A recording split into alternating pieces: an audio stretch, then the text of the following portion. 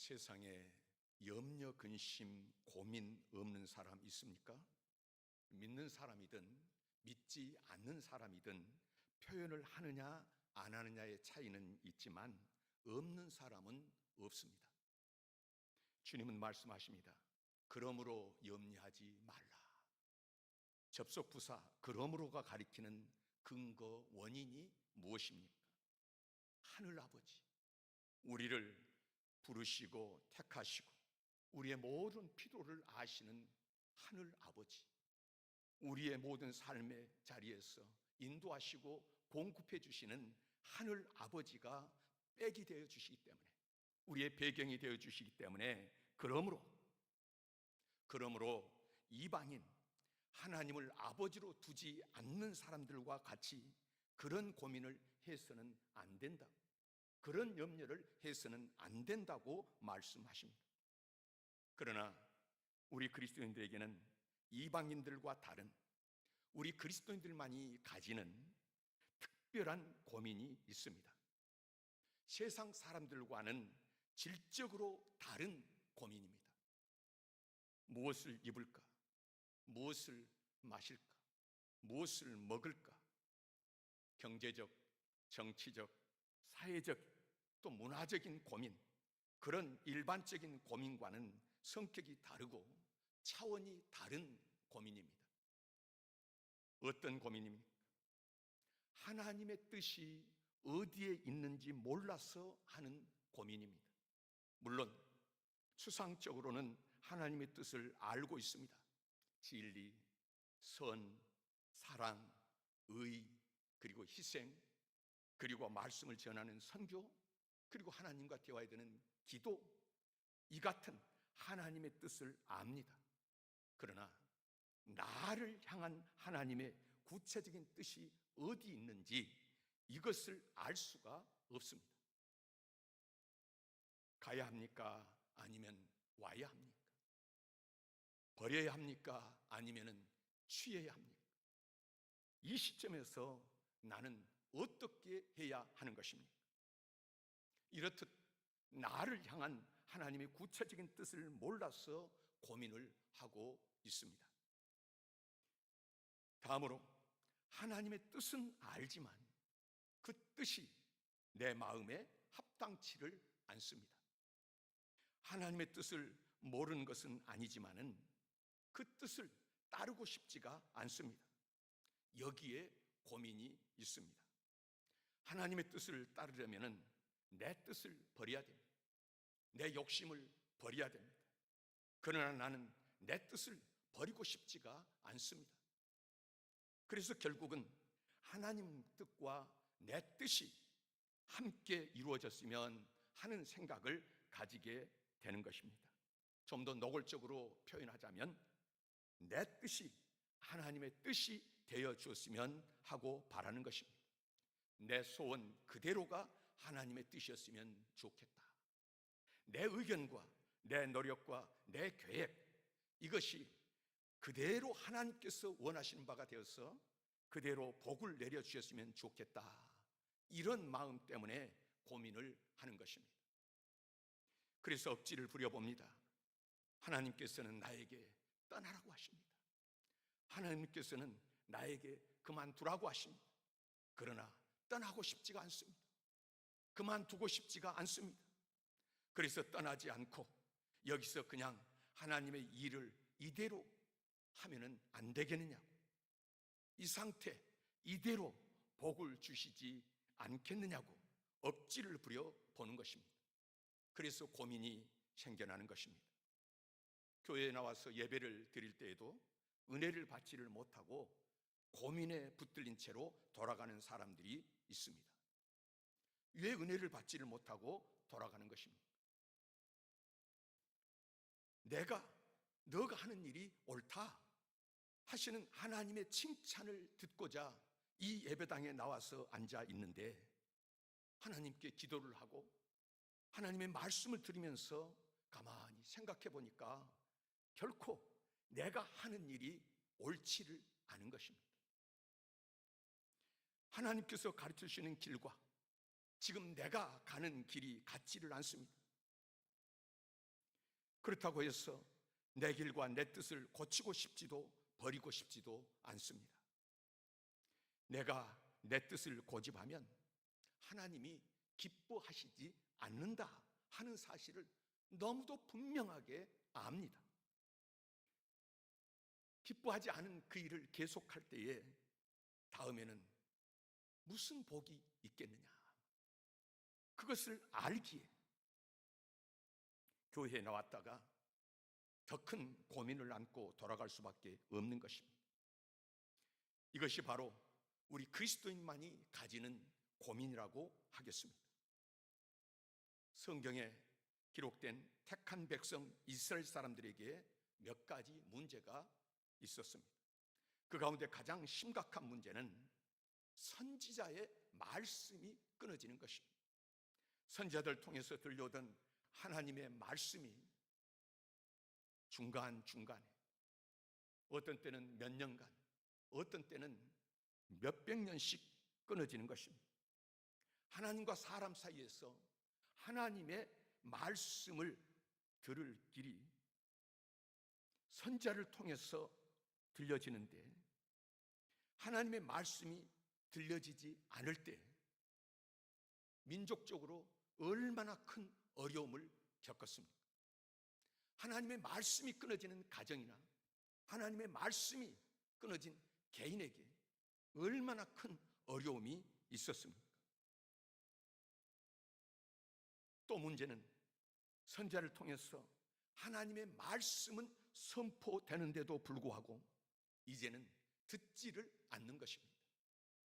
에스겔서 2장에 하나님께서 선지자 에스겔을 이스라엘 백성들에게 보내시면서 하시는 말씀이 있습니다. 너는 그들에게 이르기를 주 여호와의 말씀이 이러하시다 하라. 그들은 패역한 족속이라. 듣든지 아니 듣든지 그들 가운데 선지자 있음을 알지니라. 이스라엘 백성들이 그랬습니다. 한편으로는 하나님의 말씀을 듣지 못해서 고민했습니다. 다른 한편으로는 그 말씀을 듣기는 했으나 순종하기 싫어서 고민했습니다. 이것이 그들이 안고 있던 문제였습니다. 성경 전체를 통해서 말씀하시는 것이 무엇입니까? 우리 사람이 어떤 형편에 있든지 하나님을 만나고 하나님의 음성을 들어야 한다는 것입니다. 하나님과의 만남 속에서 하나님의 인도함을 받아야 됩니다. 살 길이 거기에 있기 때문에 우리가 빛을 받지 않으면 어떤 생명이 살아날 수 있겠습니까? 빛이신 하나님을 만나야, 잘 되는 길도 하나님을 만나야, 그래서 하나님의 음성을 들어야 된다는 것입니다. 나의 문제가 어디에 있는지, 그래서 무엇을 고쳐야 하는지도 하나님과의 만남에서 시작이 되는 것입니다. 에덴 동산에서 아담이 범죄했을 때 하나님께서 그를 부르십니다. 마치 아버지가 아들을 부르듯이 지극히 인간적인 음성으로 아담을 부르십니다. 아담아, 아담아, 너가 어디 있느냐? 또한 가인이 하나님께 드린 제물을 하나님께서 연락하시지 않으므로 몹시 분해할 때도 하나님께서는 아버지가 아들에게 말하듯이 가인을 불러 말씀하십니다. 너가 분하여 함은 어찌 됨이며 안색이 되어남은 어찌 됨이냐? 너가 선을 행하면 어찌 낯을 들지 못하겠느냐? 선을 행하지 아니하면 죄가 문 앞에 문에 엎드려 있느니라. 아주 인간적인 음성으로 친절하게 말씀하십니다. 이것이 모두 하나님과 인간의 만남의 관계입니다. 믿음의 조상들인 아브라함, 이삭, 야곱이 하나님의 음성을 그대로 들었습니다. 어린아이 사무엘도 사무엘아, 사무엘아 하시는 하나님의 음성을 들었습니다. 모세도 모세야, 내 신발을 발을 벗어라, 발의 신을 벗어라 하는 하나님의 목소리를 들었습니다. 다 언급할 수 없습니다. 얼마나 많은 사람들이 하나님의 음성을 들었는지 모릅니다. 여기서 우리가 알고 넘어가야 할 것이 있지요. 하나님께서 만나주신 사람들은 특별한 사람들이 아닙니다. 특별히 경건한 사람들도 아니고, 그렇다고 해서 그들 모두가 의인도 아닙니다. 하나님께서는 때로 죄인이나 죄 가운데 있는 사람도 만나 주셨습니다. 하나님께서는 나이가 많은 엘리 같은 사람으로부터 사무엘처럼 어린 아이도 만나 주시고, 사라도 만나 주시고, 마리아도 만나 주시고, 여종 하갈도 만나 주셨습니다. 구별이 없습니다. 제한이 없습니다. 하나님께서 원하시고 필요하실 때에 누구라도 만나셔서 그 음성을 들려주셨습니다. 온 세상과 역사의 주인 되시는 만왕의 왕이요 만주의 주가 되시는 하나님께서 누군가를 만나서 말씀하시는 목적은 분명합니다. 하나님의 뜻을 알려주시기 위함입니다. 우리는 그것을 열어서 보여준다. 하나님께서 뜻을 보여주시고 말씀하실 때 그것을 계시라고 합니다. 그러면 이제 우리의 이성의 한계를 뛰어넘는 하나님의 계시의 방법은 무엇입니까? 성경같이 특별 계시, 이것은 하나님께서 우리에게 주신 특별한 계시의 말씀입니다.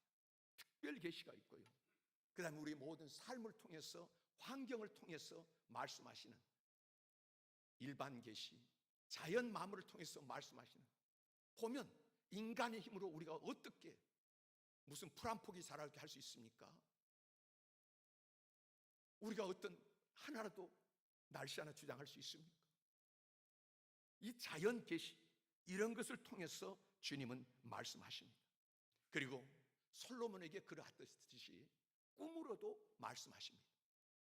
베드로에게, 오늘 본문의 바울에게 그러하신 것처럼 요한계시록을 주실 때에 요한에게 그러셨던 것처럼 환상을 통해서도 말씀을 하시는 것입니다.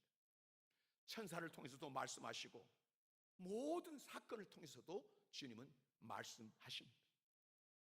오늘 하나님께서 우리에게 주신 말씀의 내용은 세계 역사를 바꿔놓는 엄청난 사건의 기록입니다.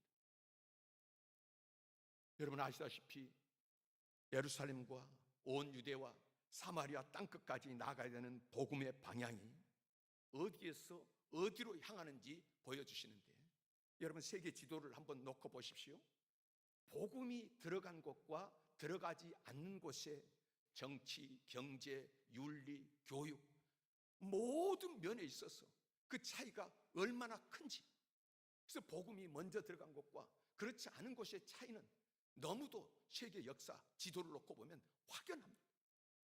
그런데 그 복음이 지금 예루살렘에서 출발해가지고 이 사도들을 통해서 어디를 향해서 가고 있는지 보여주는 사건이고요, 또 조금 어려운 이야기지만은 여러분 우리 기독교 복음이 배경이 어디서 출발했습니까? 유대나라, 히브리 민족, 저 중동, 아시아죠? 아시아, 거기서부터 이 복음이 출발을 했는데, 배경을 하고 있는데요, 그런데 이 기독교 복음이 세계화가 돼서 세계 사람들이 받아들이는 언어를 입고 철학을 입고 세계화가 되었습니다. 이 복음을 가장 잘 설명할 수 있는 철학 무엇일까? 복음을 잘 담고 설명해낼 수 있는 언어가 무엇일까 할 때 헬라어요, 헬라 철학이라고 이야기하는 것입니다. 언어라고 다 같은 언어 아니지 않습니까? 어떤 나라들 보면 단어가 몇 개 없어요. 이 내용을 담을 수가 없는 거예요. 그런데 이 헬라 말, 헬라 철학은 이 모든 복음을 담을 수 있는 최고의 언어라고 이야기를 하는 것이죠. 그래서 이 복음이, 여러분 우리 신약 성경이 무슨 글로 쓰여졌죠? 히브리 말, 히라보라고 헬라어로 쓰여진 것입니다. 이 신약 성경이 헬라어로 쓰여졌고 구약도 나중에 헬라어로 번역이 되는데요, 그래서 이 복음이 헬라어 안에 담겨지고, 그 다음에 그것만 담겨지면 어떡합니까? 이것이 세상의 땅끝까지 이르러서 증거가 돼야 되겠는데, 증거되는 과정이 보십시오. 로마로 들어갑니다. 모든 길은 로마로 할 때 로마가 닦아놓은 정치적인 길, 세계를 정복하기 위해서 로마에서 길이 3개로 뚫렸습니다. 그런데요, 이 복음이 헬라어로 옷을 입더니 로마에 들어가서 그 로마가 닦아놓은 길을 따라서 순식간에 전 세계에 전파가 되었어요. 그래서 이 복음이 오늘 세계화 되었다고 하는 말씀입니다. 그런 과정, 역사의 시간들을 두고 사건들을 두고 거저 일어난 일들이 아니라 하나님께서 어떻게 일하고 계시는지 이것을 보여주는데, 이 복음이 이렇게 전파되는 오늘 출발점, 배경이 되는 사건이 오늘 본문의 사건입니다. 이것이 바울이 의도적으로 계획한 선교 전략입니까? 선교를 많이 연구한 학자들이 내린 사도 바울의 선교 전략은 다음 달에는 어디로 가고, 그리고 그 다음 달에는 몇 날 며칠에 어디에서 복음을 전하고, 지도를 펴놓고 작전 계획을 짜는 것은 하나도 없습니다. 바울의 선교 방법은 전략 없는 전략입니다. 인본주의적으로 올해는 몇 명을 전도하고 내년은 몇 명 목표로 하고, 그런 계획이 없었습니다. 사도행전 13장 48절 말씀 그대로입니다. 이방인들이 듣고 기뻐하여 하나님의 말씀을 찬송하며 영생을 주시기로 작정된 자는 다 믿더라. 영생을 주시기로 작정된 자는 다 믿더라. 하나님의 성교입니다. 하나님이 인도하시는 대로입니다. 하나님께서 보내주시는 대로입니다. 바울은 계획은 없었지만 하나님의 인도하심에 목숨을 걸었습니다. 복음 전하는 이 일에 얼마 가다가 어디서 죽는다 할지라도 좋습니다. 무슨 일이 있든지 흔히 하는 말로 내 목에 칼이 들어와도 오늘 이 한 시간 하나님 앞에서 예배를 드리겠다. 하나님 앞에서 살겠다. 목표는 영원지향적으로 살지만은 오늘 여기서 하나님 앞에 서고 그 음성을 따라가는 것입니다. 오늘 하나님께서 주신 말씀에 비두니아로 가고자 애썼다는 말씀이 있습니다. 그러나 가고자 애썼지만은 예수의 영이 허락하지 아니하는지라. 예수의 영, 성령이 허락하지를 않으십니다. 이상하지 않습니까? 성령은 전도하러 가게 하시는 영이신데, 복음을 전하게 하시는 영이신데 막으시는 것입니다. 그래도 그들이 나아가려고 하는데 밤에 환상이 바울에게 보이니, 어떤 환상입니까? 이 아시아 땅에서 저 유럽, 헬라 지역, 그 마게도냐 사람 하나가 환상 중에 서가지고는 마게도냐로 건너와서 우리를 도우라, 마게도냐로 건너와서 우리를 도우라 하고 요청을 하는 것입니다. 그때 바울 일행이 어떤 결론을 내립니까? 뭐 환상 중에 별걸 다 봤네, 무시했습니까? 이는 하나님이 저 사람들에게 복음을 전하라고 우리를 부르신 줄로 인정함이로라. 바울 일행은 성령을 통한 하나님의 지시하심으로 인정하고 거기로 가기로 힘썼고, 그 마게도냐, 유럽 지역, 헬라 지역으로 가기로 힘썼고 그리고 갔습니다. 이제 여기서 우리가 구체적으로 생각해 볼 것이 있습니다. 성령이 막았다? 어떻게 막았다는 것입니까? 바울의 선교 여정을 보면 바울은 목숨을 예수 그리스도께 바쳤습니다. 무슨 말입니까? 누가 사람이 막는다고, 누가 위협을 한다고, 핍박을 한다고 두려워합니까? 바울에게는 더 살고 오래 살고 편안하고 안일하고 그런 것 구하는 사람이 절대 아닙니다. 오고 가는 것을 인간적으로 계산하지 않았습니다.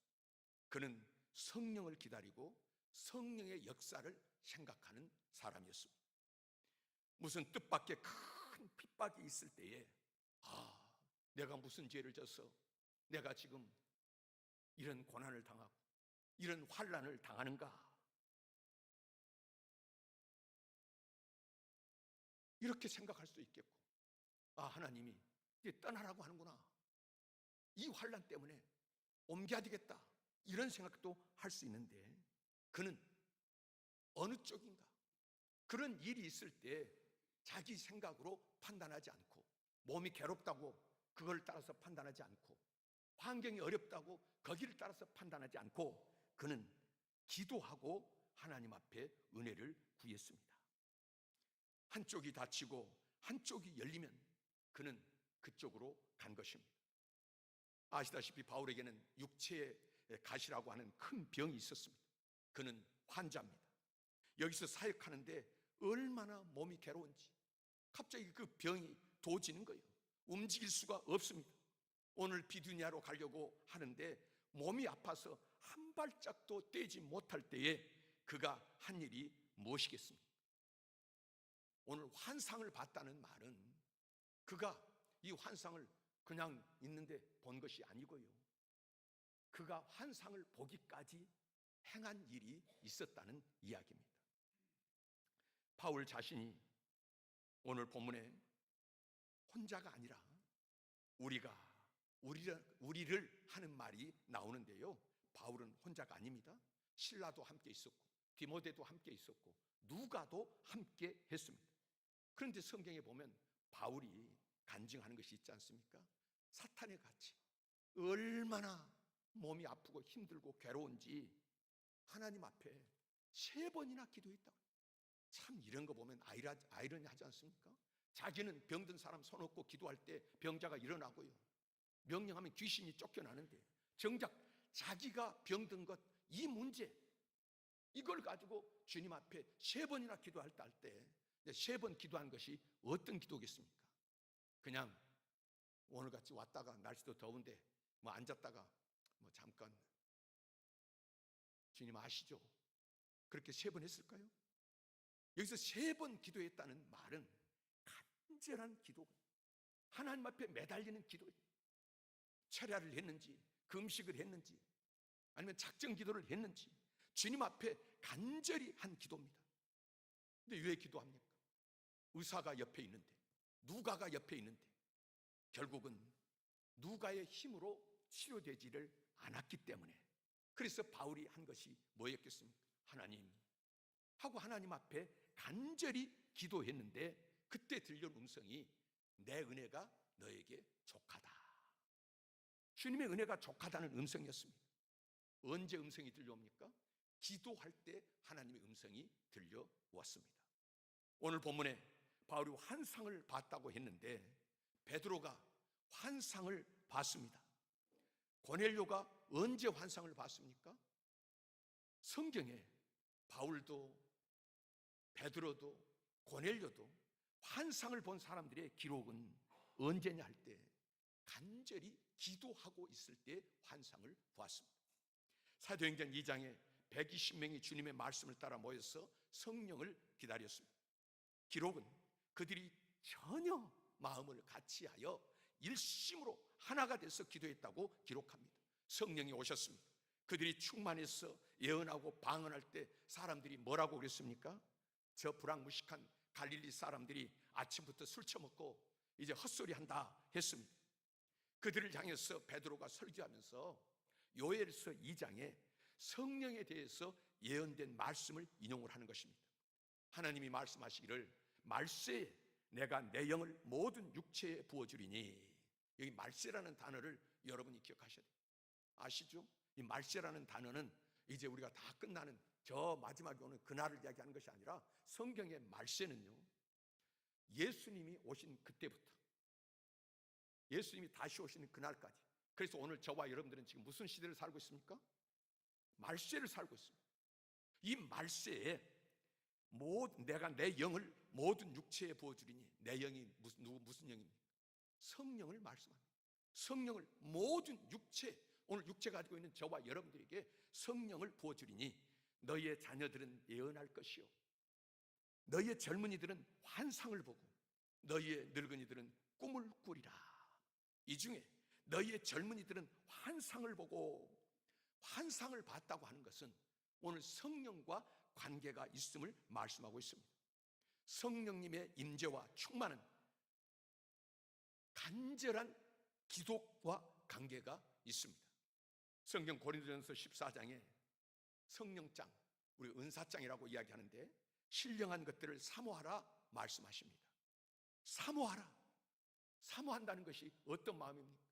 그저 그냥 건들 왔다가 그냥 뒷짐짓고 서 있다가 하는 것은 사모하는 것이 아닙니다. 본척 만척하는 것이 아닙니다. 간절히 구하는 것입니다. 기도하는 사람에게 성령께서 역사하시고요, 기도하는 사람이 성령의 음성을 듣고 그 지시를 받는 것입니다. 코로나가 온 세상을 덮을 때에 어떤 사람들, 어떤 교회들은 정부를 탓하고 투쟁을 했습니다. 그러면 교회를 향한 주님의 뜻을 보았습니까? 이 사건을 통해서, 이 전무후무한 사건을 통해서 하나님이 무엇을 말씀하시는가? 이걸 통해서 말씀하시는 하나님의 뜻을 찾았느냐 그 말입니다. 바울 사도는 로마서를 비롯한 그의 편지에서 주의 뜻이면 갈 것이다, 주의 뜻이면 만날 것이다, 주의 뜻이면 하는 말씀을 거듭거듭 하고 있습니다. 바울 앞에 있는 막힌 길은 지금 우리가 38선을 넘어서 북녘 땅을 자유롭게 오갈 수 없는 것처럼 막혀 있는 것이 아닙니다.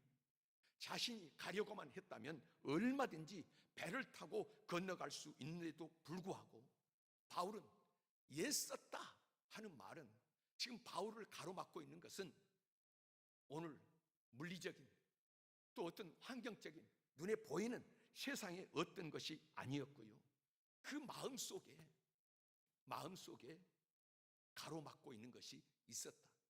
누가 허락지를 아는 것입니까? 성령이 허락지를 아는 것을 그는 알고 있었고 그것을 느끼고 있었다는 말씀입니다. 그래서 바울은 언제나 보면 성령의 음성을 듣고 하나님의 뜻을 따라서 움직였는데, 길이 막혔을 때 그는 하나님의 뜻이 어디 있는지를 알고자 기다렸습니다. 어떻게 기다렸습니까? 우리가 그의 모든 행적을 볼 때 그는 기도하면서 이 사건을 통해서 지금 하나님이 나에게 무엇을 말씀하시는가, 이 병을 통해서, 오늘 이 문제를 통해서, 오늘 저 사람의 말을 통해서 하나님이 나에게 무엇을 말씀하시는가, 하나님의 뜻을 찾았고 그 뜻을 수용했습니다. 결코 하나님의 뜻보다 앞서지도 않았고 하나님의 뜻보다 뒤서지도 않았습니다. 하나님의 뜻이 어디 있는지를 자세히 모를 때는 조용히 기다렸습니다. 기도하면서 주님의 음성을 기다린 것입니다. 여러분, 하나님께서 길을 막으십니까? 반드시 길을 열어주셨을 것입니다. 하나님께서 문을 닫으셨습니까? 반드시 다른 문을 열어놓고 계실 것입니다. 하나님께서 그 사람을 떠나게 했습니까? 반드시 새로운 만남을 주실 줄 믿으시기를 바랍니다. 우리는 이것을 바로 볼 수 있어야 합니다. 사도 바울은 그 점에서 민감했습니다. 이 문이 닫힐 때에는 어느 쪽 문이 열릴 것인가, 이 길이 막힐 때에는 어느 쪽 길이 열릴 것인가, 하나님의 뜻을 볼 수 있었습니다. 그리고 나서야 새로운 결단을 내렸습니다. 그때마다 그는 성령의 음성을 들었고 환상이 작용을 합니다. 지금까지 애쓰고 계획하던 모든 바를 다 포기하고 새로운 길, 저 건너편 마게도냐에서 와서 우리를 도우라, 그곳에 가면 무슨 일이 있는지 모르지만은 저는 그 환상, 성령의 음성을 듣고는 거기로 갔고요, 그를 통해서 세계 역사가 뒤집어지는 놀라운 일이 시작되었다고 하는 것입니다. 리빙스턴은 주님 앞에 헌신할 초기에 중국 대륙에 가서 복음을 전하려고 계획했는데 그는 환상을 보고는 아프리카로 갔습니다. 윌리엄 커레이는 폴리네시아에 가기로 했는데 그는 인도로 갔습니다. 미국인 선교사 저드스는 인도로 가려고 계획을 해서 많은 준비를 했습니다. 그러나 그는 결국 버마로, 미얀마로 갔습니다. 그들 모두는 환상에 이끌려서 다른 길을 선택을 했습니다. 우리 한국 교회사를 통해서 여러분 아시지만 언더우드 박사에 대한 기록이 자세히 나오지 않습니까? 언더우드 박사는 1884년에 신학대학을 졸업을 하고 하나님 앞에 헌신을 결심을 했습니다. 그리고 하나님의 말씀을 전하기 위해서 인도로 가겠다고 결심을 했는데, 당시 많은 질병과 고통으로 시달리고 있던 인도에 가서 복음을 전하기 위해서 1년 동안 의학과 그 나라의 언어를 배웠습니다. 이렇게 열심히 준비하고 있을 무렵에 어느 날 주님의 음성을 듣습니다. 너는 어찌하여 조선으로 가지 않느냐? 그는 이 환상을 본 다음에 정신을 차리고 지도를 꺼내가지고 조선이라는 나라가 어디에 있는지 확인해 봅니다. 이것이 바로 언더우드 박사가 한국에 오게 된 동기입니다. 그는 1885년 4월 5일 부활절 아침에 인천항에 첫 발을 내딛고 우리 한국교회의 토대를 이루었습니다. 이 사람들은 모두가 내 뜻대로 내 길을 간 사람들이 아닙니다. 성령의 지시함을 받은 사람들, 환상을 따른 사람들입니다. 내 의견이나 내 계획을 깨끗이 포기하고 주님의 지시를 따를 수 있었던 사람들입니다. 이렇게 성령의 인도함을 받는 사람들에게는 좌절이 없습니다. 실패가 없습니다. 낙담이 없습니다. 용기가 없습니다. 아니, 바울도 죽던데요, 스데반도 죽던데요. 여러분, 그것은 실패가 아닙니다. 왜 그렇습니까? 만일 이대로 죽는다 해도 그것은 주님의 뜻을 이루어가는 것이기 때문에. 내가 이대로 사람들은 실패라고 이야기하고 사람은 망했다 이야기하지만 나는 주님의 뜻을 따라서 가기 때문에 내 안에 기쁨이 있습니다. 내 안에 자신감이 있습니다. 내 안에 용기가 있습니다. 어디에 가도 부끄러움이 없는 것입니다. 아프리카 오지에서 복음을 전하느라고 무지 고생을 하는 선교사가 있었습니다. 그곳의 추장 하나가 이 젊은 선교사를 치근하게 보고 위로하고자 이렇게 말했습니다. 좋은 나라를 두고 왜 여기에 묻혀서 고생을 하며 일생을 보내려고 하느냐? 이 말을 들은 선교사는 아닙니다. 여기에 묻히는 것이 아니라 하나님의 손에 의해서 여기에 심기우는 것입니다. 그러므로 반드시 열매가 맺힐 것입니다 하고 대답을 합니다. 오늘의 본문은 말씀합니다. 우리를 부르신 줄로 인정함이라.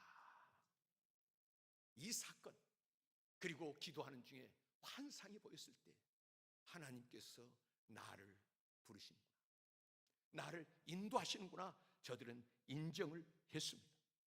그로 말미암아서 세계 역사가 뒤집어지고 놀라운 기적의 역사가 일어났습니다. 여러분, 오늘 또 성령의 음성을 듣고 가는 사람들에게는 하나님의 역사가 있는 줄 믿습니다. 저는 개인적으로 어떤 일이 있을 때 이 문제 어떻게 해야 됩니까? 머리로 생각해서 답이 나온 적이 없습니다. 구체적으로 문제가 있을 때마다 자리에서 자기 목소리로 주님, 나에게 지금 이런 문제가 있습니다. 오늘 내가 저기 가서 유임식 설교를 해야 되는데 어떻게 해야 됩니까? 하니까 기도하는데 말씀이 막 떠오르는 거예요.